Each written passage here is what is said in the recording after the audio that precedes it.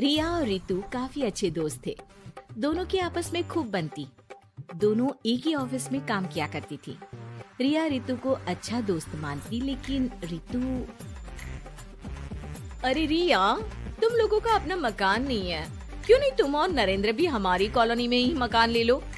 हाँ यार, आइडिया तो अच्छा है, लेकिन इतने पैसे आएंगे कहाँ से?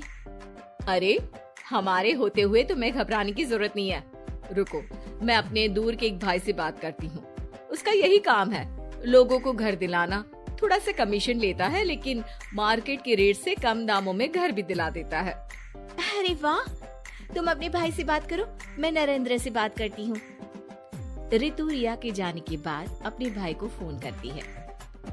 अरे भाई, कोई मकान बिक रहा हो तो बताओ, मेरी एक सहेली को चाहिए। अरे है ना, पूरे 40 लाख का है।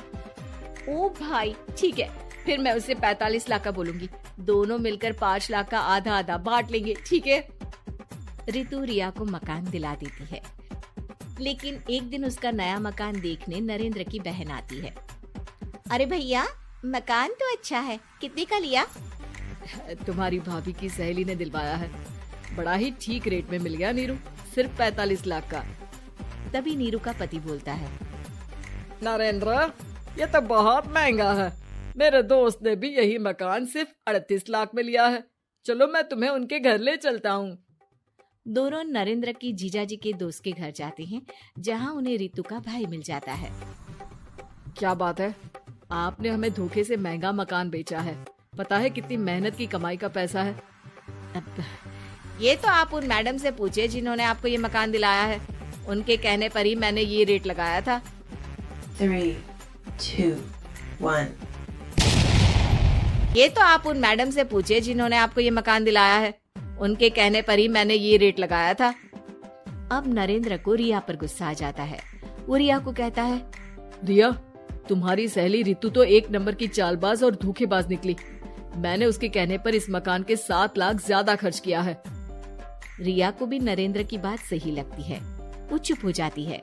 अगले दिन रितु रिया से मिलती है।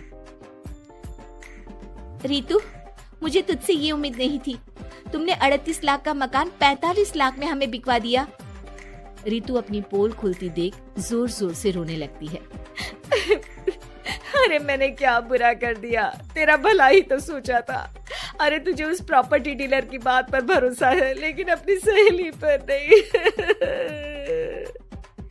रिया को रितु के आंसू सच्चे लगते हैं और वो उसे शांत करती है। अरे अच्छा, शांत हो जा, चुप हो जा। सॉरी, हम लोगों की ही गलती है। हमें मार्केट में पहले रेट पता कर लेना चाहिए था। चल सॉरी। अब रितु आए दिन लोगों से रिया के पीठ पीछे बुराई किया करती थी। रितु अपनी ही दूसरी ऑफिस के सहयोगी से कहती है, अरे ये रिया भले ही मेरी अच्छी दोस्त हो, लेकिन एक नंबर की कंजूस है ये। कभी कुछ खाने जाओ तो पैसा मुझे ही भरना पड़ता है। तभी वहाँ रिया आ जाती है। अरे रितु, सॉरी यार, वो कल के खाने के पैसे तुझे देने पड़े। चेक कर ले, अब मैंने तुझे पेटीएम कर दिया है। अच्छा चल, मैं जा रही हूँ। रिजाइन जो दे रही हूँ, बाद में बात करते हैं। रिजाइन? क्यों? तूने अपनी बेस्ट फ्रेंड यानी मुझे भी नहीं बताया, क्यों? अरे नहीं यार, ऑल सडन प्लान बना।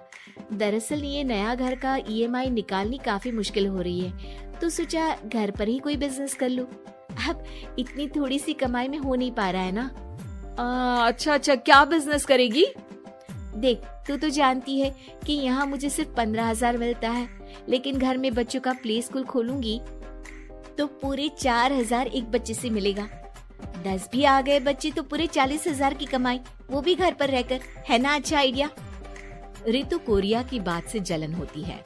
वो कहती है, अरे फिर 10 क्या 50 बच्चे का ही सोचना। अरे कहाँ यार, घर में इतनी जगह कहाँ। सुन ना, एक काम करते हैं, हम मिलजुल कर किराए का मकान लेकर उसे सजाते हैं। फिर ज्यादा कमरे होंगे तो ज्यादा बच्चे आ सकेंगे ना। हाँ, लेकिन मैं एक बार नरेंद्र से पूछ लेती हूँ। रिया नरेंद्र को सारी बात बताती है। देख लो रिया, मुझे तुम्हारी इस सहेली में जरा सा भी विश्वास नहीं है। अरे नहीं, वो ऐसी नहीं है। मिलकर काम करेंगे, जो पैसे आएंगे। 3, 2, 1। आधे आधे बांट लेंगे, इसमें बुरा क्या है?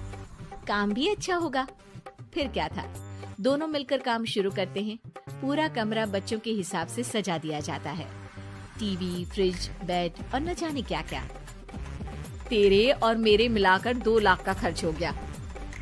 अरे कोई बात नहीं, पैसे कमाने के लिए इन्वेस्टमेंट तो करनी पड़ती है। अब इतनी बड़ी रकम है, अच्छा है कि दोनों ने मिलकर कर ली, वरना एक के बस की तो बात नहीं है। हाँ, लेकिन अब मैं ना एक बात बोलना चाहती हूँ। देखो, पिछले 2 महीनों से जब से ये काम चल रहा है, सारी मेहनत मेरी ही है। मैं ही सारा दिन यहाँ का काम देखती हूँ। तो अब मैं तुम्हारे साथ ये काम नहीं करूँगी। अकेले मैं ये स्कूल चलाऊंगी। अरे ऐसे मत बोलो रितु, मैंने नौकरी भी छोड़ दी।